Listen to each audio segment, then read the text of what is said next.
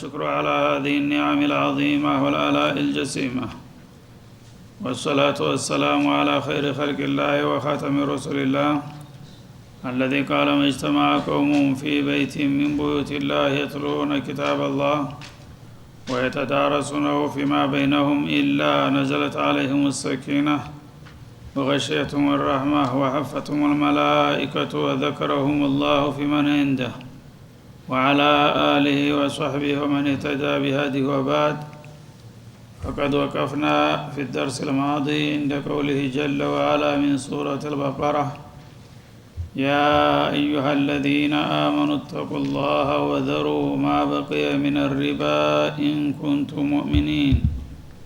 فلنبدأ من هنا. أعوذ بالله من الشيطان الرجيم.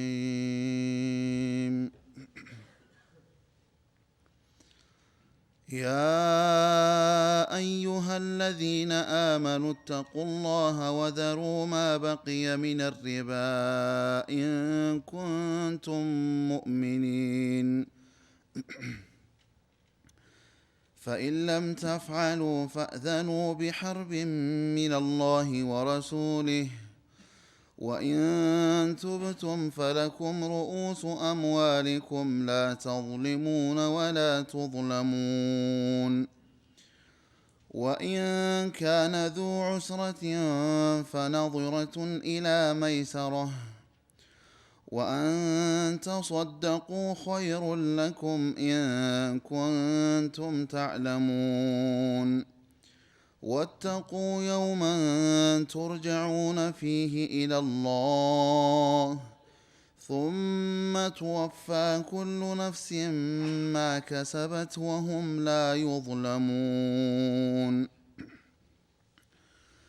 يا أيها الذين آمنوا إذا تداينتم بدين إلى أجل مسمى فاكتبوه، وليكتب بينكم كاتب بالعدل، ولا يأب كاتب أن يكتب كما علمه الله، فليكتب وليملل الذي عليه الحق وليتق الله ربه ولا يبخس منه شيئا، فإن كان الذي عليه الحق سفيها أو ضعيفا أو لا يستطيع أن يمل هو فليملل وليه بالعدل، واستشهدوا شهيدين من رجالكم، فإن لم يكونا رجلين فرجل وامرأتان ممن ترضون من الشهداء أن تضل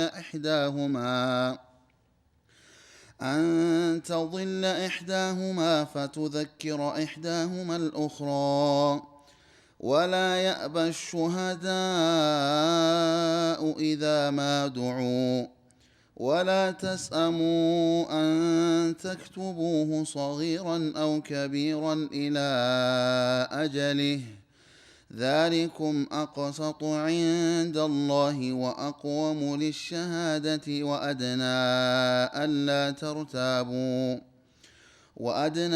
ألا ترتابوا إلا أن تكون تجارة حاضرة تديرونها بينكم، فليس عليكم جناح ألا تكتبوها، وأشهدوا إذا تبايعتم، ولا يضار كاتب ولا شهيد، وإن تفعلوا فإنه فسوق بكم، واتقوا الله ويعلمكم الله، والله بكل شيء عليم.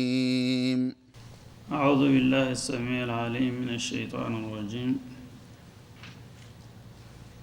يقول الله سبحانه وتعالى منبها وموجها لعباده المؤمنين من أخطار الربا: يا أيها الذين آمنوا اتقوا الله وذروا ما بقي من الربا.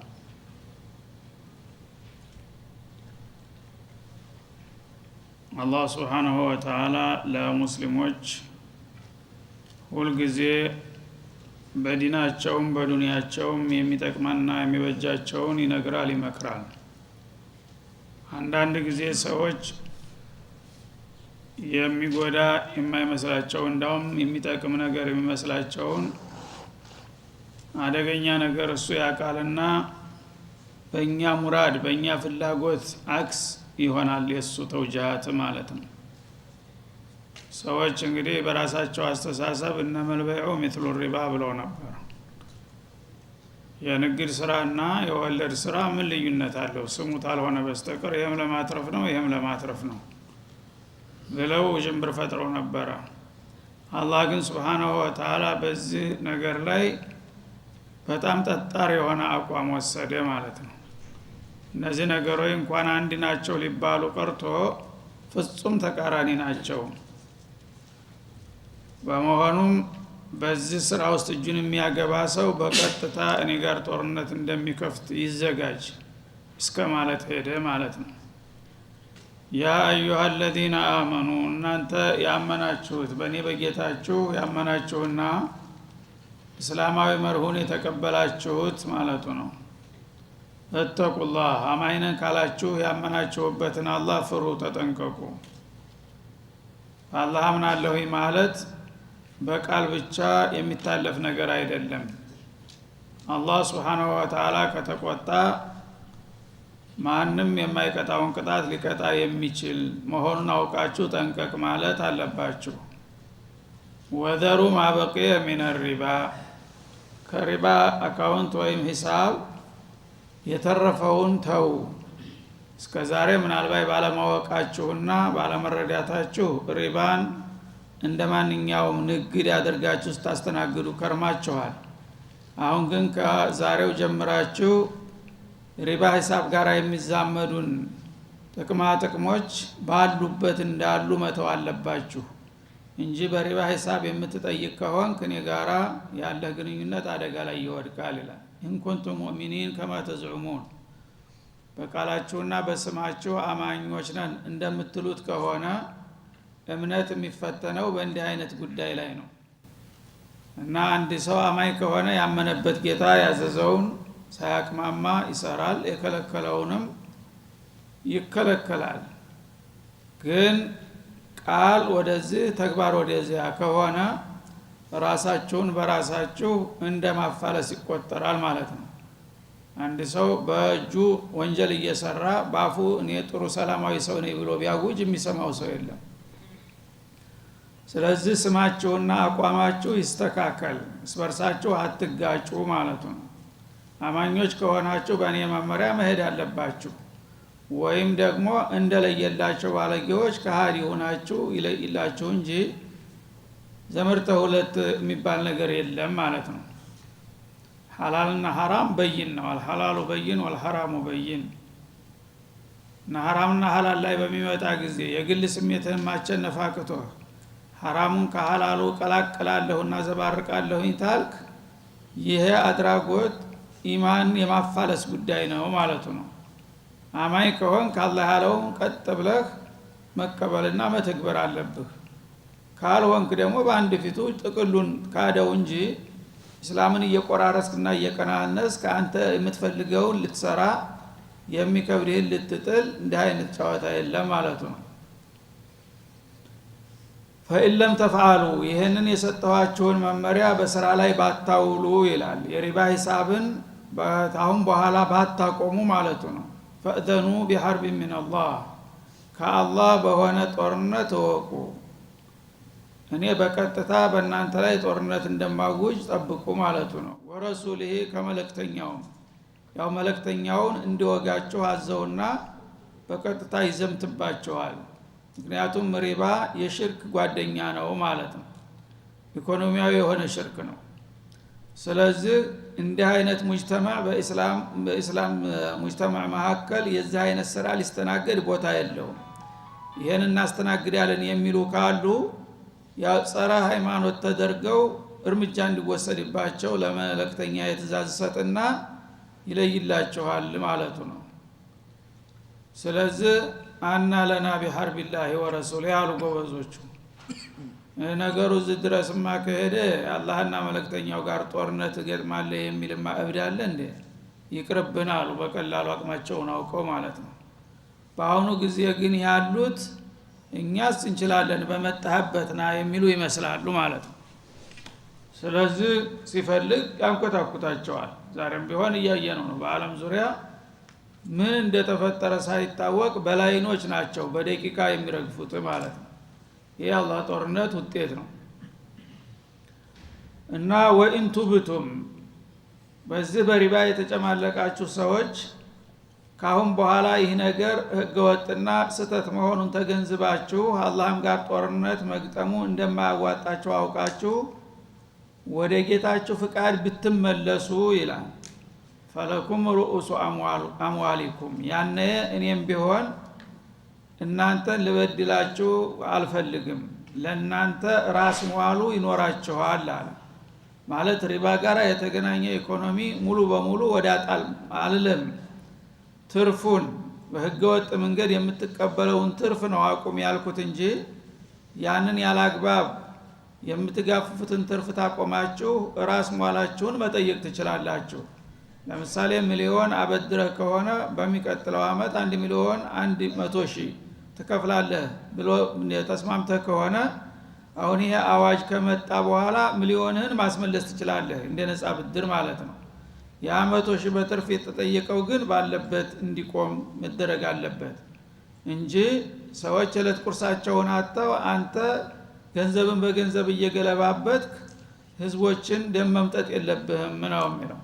ስለዚህ አንተም መበደል የለብህም። ራስ መዋሉን ሪባ ተተገናኘ በቃ የተበከለ ገንዘብ ነውና ዋና ገንዘቡን ይቅር ቢባል አንተም ትጎዳለህ ማለት ነው። ያንን አላደርግም፣ ራስ መዋላችሁን መጠየቅ መመለስ ትችላላችሁ፣ ትርፉን ግን ባለበት ተውት ነው የሚለው። ትርፉ ስለምን ይቀርብኛል ማምጣት አለብኝ የምትል ከሆነ ግን እኔ ጋራ ጦርነት ነው ይላል ማለት ነው።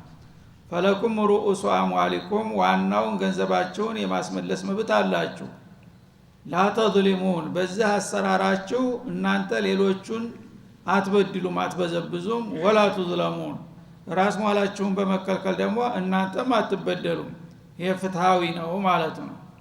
አንድ ሰው የቸገረው ይበደራል፣ የተረፈው ያበድራል። ይሄ ማህበራዊ ህይወት ያለ ነው ማለት ነው። ስለዚህ በነፃ ብድር መረዳዳት አላህም ይወደዋል፣ ሰደቃ ነው ማለት ነው። ግን አንተ የተወሰነ ገንዘብ ስላለ ሌሎቹ ምንም የሌላቸውን ምስኪኖች ወጥተው ወርደው ያፈሯትን ነገር የምትሞጨልክ ከሆነ በሪባ መልክ ይሄ ተስብእና የሚራቀ ነው ማለት ነው። ራስ ወዳድ ስግብግብነት፣ እኔ ልብላ እንጂ ሌላው አፈር ይብላ እንደማለት ነው ማለት ነው። ይህንን አልፈቅድም። ይህ ሲከለከል ግን ያ ትርፉን ነው የከለከልኩት። እኛ እስከዛሬ ባለማወቃችን ንግድ መስሎን ነበረ። አሁን ከዛሬ በኋላ ወደ አላህ ፍቃድ እንመለሳለን ካላችሁ ግን ለሁላቸውም ፍትሃዊ የሆነ ውሳኔ ነው የምሰጠው። እናንተም ራስ መዋላችሁን መልሳችሁ ማምጣት ትችላላችሁ፣ እናንተም ደግሞ በትርፍ ተመበዝበዝ ትድናላችሁ ብዬ እንዳትበድሉም እንዳትበደሉም ነው የማደርገው ይላል ማለት ነው። እስላም ይሄ ነው እንግዲህ። ሁሉም ህብረተሰብ በዚህ ምድር ላይ የመኖር መብት እስካለው ድረስ አንዱ የተወሰነ ጉልበት፣ ስልጣን ወይም ገንዘብ ሲኖረው የሌሎችን ጥቅም በተለያየ መልክ መበዝበዝና ቦታ ማሳጣት የለበትም ማለት ነው። ሁሉም የድካሙንና የአገልግሎቱን ያህል መጠቀምና መኖር አለበት። ይህንን ብታረጉ እናንተም አትበድሉም አትበደሉም። ግን እኔ ላገኝ ሁሉን ነገር ሌላው ግን የራሱ ጉዳይ የምትል ከሆነ ያኔ እኔ ዓለምን የመጠበቅ የትርጉም ምንድን ነው? እንዲህ አይነቶችን ግፈኞች ማቆምና መቆጣጠር ግዴታ ስለሆነ እኔ ጋራ ጦርነት እንደገጠማቸው ይቆጠራል የምለው ለዚህ ነው ማለት ነው። ስለዚህ የፍትህ ነው ማለት ነው። ማንም ሰው እንደ አቂል ቆም ብሎ ቢያስተውለው አንድ ሰው በምድር ላይ እስከተፈጠረ ድረስ አንተም እኔም እኩል ነው የመኖር መብታችን። ወልአርዶ ወዱአሃ ሊልአናም እንዳለው ማለት ነው። በምድር ላይ መኖር ማለት ደግሞ የምድርን ጥቅም ማግኘት ማለት ነው። በምድር የምታፈራው ጸጋ የጋራችን ነው። ስለዚህ ያንን የምናገኘውን ጸጋ ተቻችለን በፍትህ ተፈቃቅረን ነው መከፋፈል ያለብን ማለት ነው። አላህ በተፈጥሮ የተሻለ እድል የሰጠው ሀብታም የሆነ ማንም አይከለክለውም፣ ሀብታም ይሆናል። ደሃ መሆን ያለበትም ደሃ መሆን አለበት ግን አንዱ በሌላው ላይ ተጽዕኖ ማድረግ የለበትም አንተ ባለህበት ደረጃ ሆነ ሌሎቹን በማይበድል መልኩ ነው መስራት ያለብህ ማለት ነው እንጂ ድሉን ካገኘው ይብለው ሁሉም ነገር የኔ ይሁን ብለህ ሌሎቹን የቤተ መልካች የምታረጋቸው ከሆነ አላህ ይሄን ነገር አይወድምና አይፈቅድም እንግዳውሳ አንተም ባለህ አቅም ትርፍ ገንዘብ እስካለ ድረስ ዝም ብሎ ከሚቀመጥ ለምንድን ነው ለወንድምህ ላጎትህ ላክስትህ ልጅ እንዲነግድበት ወረት ማትሰጠው ያን ተውሲቅ አድርገው ወደፊት በሚመጣው በረጅሙ አያት እንደሚጠቀሰው መተማመኛ ካደረክ በኋላ ለወገኖች አበድራቸው ገንዘብህ የተጠበቀ ነው በህግ ስለዚህ እነሱ ደግሞ በዛ ገንዘብ አገለባብጠው በቀላሉ የለት ጉርሳቸውን ያገኛሉ እንዳ መረዳዳቱ ቀርቶ ግን እሱ ሰርቶ ወጥቶ ፈርዶ ያገኛትን ነገር አንተ የምትሞጠልፈው ከሆነ ምን ላይ ነው ወንድማማችነትና መደጋገፍ ነው የሚለው ማለት ነው ወይን ካነ ذو عسرة እንዳውም ተበዳሪ የሆነው ሰው ችግረኛ ከሆነሳ አንዳንድ ጊዜ ሰው የሚኖረው በተስፋ ነው ምናልባት ገበሬው በክረምት ዘርቻለሁኝ በመኸር አመርታለሁኝ ብሎ ይበደራል ነጋዴውም እንዲህ አይነት የሸቀጥ ገዝቻለሁ አዘጋጅቻለሁኝ መውሲም ጠብቄ እሸጣለሁ ብሎ ይጠብቃል ግን ሁሉ ጊዜ እንደተመኙት አይሳካም ማለት ነው አዝመራውም ወይ ዝናብ ይቆርጠዋል ወይ ተባይ ይበላዋል የእዳ አሸክሞ ይሄዳል ማለት ነው ንግዱም ይከስራል የተለያዩ ነገሮች ይመጣል ወዶ ነው እንደ ሰው እየከሰረው ስለዚህ የሚከፍለው ካጣስ ታመጣህበት አምጣ ይያልክ መቆሚያ መቀመጫ ማሳጣት የለብህም እንኳን ወለድ ልትጠይቅ ቀርቶ ዋናውን ለመክፈል ካቃተው ይላል ካነዚህ ላይ ታማናት ይባላል ወይን ካነ ማለት ወይ ወጅደ እንደማለት ነው ذو عسرة ማን የችግር ባለቤት የሆነ ሰው ተበድሮ ነበረ ብድሩን ወለዱ ቀርቶ ዋናውን መክፈል አቃተው ምን ታረጋዋለህ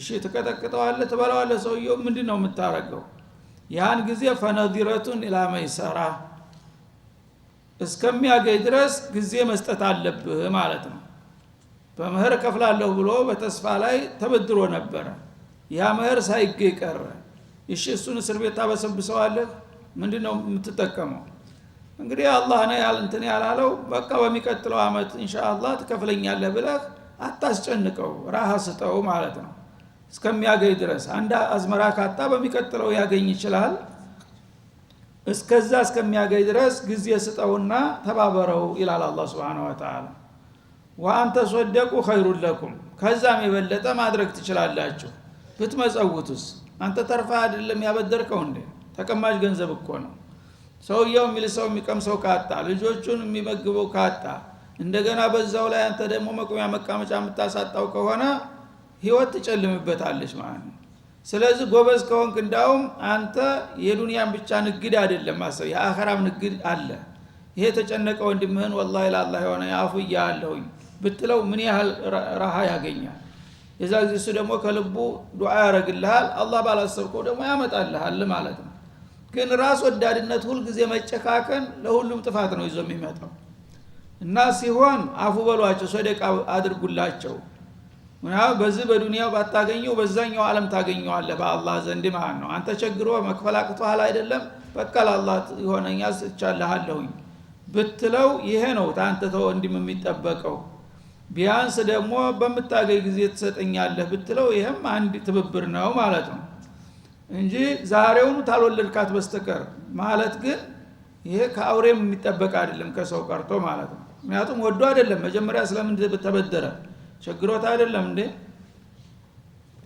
እና ወአንተ ሶደቁ መመጽወታችሁ ኸይሩን ለኩም ሰዎችን አስጨንቃችሁ ተምታስመልሱ የበለጠና የተመረጠ ነው ይህን ኩንቱም ተዓለሙን ጥቅማችሁን የምታውቁ ከሆናችሁ እንዳውም ይሄ ነው መመረጥ ያለበት ይላል ይሄን ገንዘብ አሁን እንደምን ማስለቅሰ ብትመልሰው ለጊዜው አንተ ቁጥሩ እንዳይጎልብህ ብቻ ነው እንጂ አንገብጋቢ ችግር የለብህም ብትተው ግን አላህ Subhanahu Wa Ta'ala ከሌላው ገንዘብ ሁሉ የበለጠ የሚጠቅምህ ይሄ ገንዘብ ነው ሌላውን አሁን ነገ ትተው ትሄዳለህ ይሄ ግን አላህ ጋራ ወዲህ አድርገዋል የተጨነቀ ነፍስ ፈርጀህ ገላግለዋል አላህ ደግሞ በብዙ ጥፍ አባዝቶ እዛ አከማችቶልሃል አላህ ባንክ ውስጥ ነው ያለው ስለዚህ ያንን ጥቅም ብታውቅ ኑሮ እንዳውም ሌላው ገንዘብም ቤት መቀመጥ የለበትም ነበር የምትለው ግን ባለማወቅህ ያለውንም የሌለውንም እያስለቀቅ እየገፈፍክ ታከማቻለህ ብታቅና ብልህ ብትሆን ኑሮ የተቸገረን ሰው ሲሆን ሶደቃ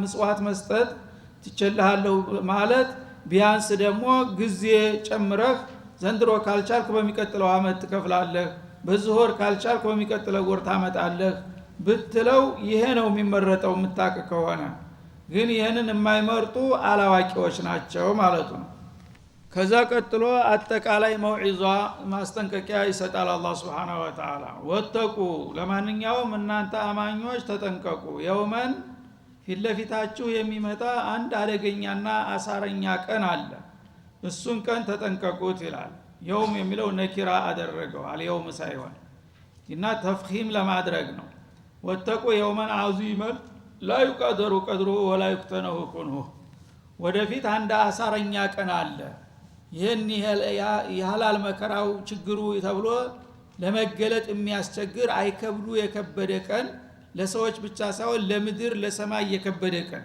ምድር ሰማይ የሚንቆታቆቱበትና ሁሉም ነገር ውጥንቅጡ የሚወጣበት ቀን ይመጣል ያኔ የሚጠቅማችሁ ተቅዋ ነው ገንዘብ ማከማቸት ሳይሆን ማለት ነው እና ተቅዋን አሰንቆ የሄደ ሰው በዛ ጊዜ ተህተ አርሽ الرحማን ይቀመጣል በደስታ ማለት ነው ዛሬ ግን በራስ ወዳድነትና በስግብግብነት ተተቋርቃችሁ ከቆያችሁ ያ ቀን ሲመጣ በምን ትቋቋሙታላችሁ ይላል አላህ Subhanahu Wa Ta'ala የውመል ቂያማ ማለት ነው የውመል ቂያማ ሲሆን ምድር ይፈራርሳል ዛከላ ኢዳዱከት الارض ደከን ደካ ምድር ሁሉ ነገር ቻይናት እገሌ እንደ ምድር ነው ይባላል ታጋሽ ነው ሲባል ማለት ነው መጣ ቢመጣ ሁሉ ነገር ያስተናግዳል ምድር ግን የውመል ቂያማ ሲመጣ መቋቋም አይችልም ምድር ራሱ ይገማመሳል ይፈረካከሳል ደብዛው ይጠፋል ማለት ነው ጋራዎች እንደ ቡናን ጨርቅ እንደ በአየር ላይ እየቦነኑ ደብዛቸው ይጠፋል ሰማይ እንዳለ ይንቆታቆታል ይቀዳደዳል ይዘሰማውን ሸቀት ይዘሰማውን ፈጠረት ይላል ማለት ነው